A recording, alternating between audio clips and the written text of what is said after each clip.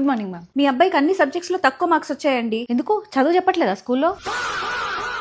చెప్తామండి, కానీ మీరు కూడా ఇంట్లో చదివిస్తే బాగుంటుంది. ఇంట్లో చెప్పేది ఉంటే స్కూల్కి ఎందుకు పంపిస్తామండి? అది కాదండి, అప్పుడప్పుడు మీరు కూడా ఇంట్లో చెప్పాలి. అంటే మేము ఇంట్లో చదువు చెప్తే మీరు ఫీజులో కన్సెషన్ ఇస్తారా? మేమెందుకు ఇస్తామండి? అంటే చదువు చెప్తున్నందుకు మీరు ఫీజులు తీసుకోవచ్చు, కానీ మేము చదువు చెప్తున్నందుకు మేము కన్సెషన్ తీసుకోవద్దా? అయినా మీ అబ్బాయికి క్లాస్లో కాన్సన్ట్రేషన్ అసలు ఉండట్లేదండి. కాన్సన్ట్రేషన్ లేదా అమ్మ? వాడి గురించి తెలుసా మీకు? టీవీ ముందర కూర్చుంటే ప్రోగ్రామ్ అయిపోయేదాకా టాయిలెట్ వచ్చినా లేవాడు తెలుసా? అంత కాన్సన్ట్రేషన్గా చూస్తాడు వాడు. మ్యాటర్ ఏంటంటే మీరే వాడు కాన్సన్ట్రేషన్ చేసేలాగా చెప్పట్లేదు. క్లాస్లో సబ్జెక్ట్ అందరికీ అర్థమవుతుంది, మీ అబ్బాయికి తప్ప. అంటే క్లాస్లో అందరికీ బాగా చెప్పి నా కొడుక్కి సరిగా చెప్పట్లేదు చదువు అంటే ఫీజు ఇచ్చేసేయండి, ఫస్ట్ నేను కట్టిన ఫీజు ఇచ్చేసేయండి. లేదండి, మీ అబ్బాయి చాలా బాగా చదువుతున్నాడు. మరి ఇందాక చదవట్లేదు అన్నారు. చదివిస్తాం, చాలా బాగా చదివిస్తాం.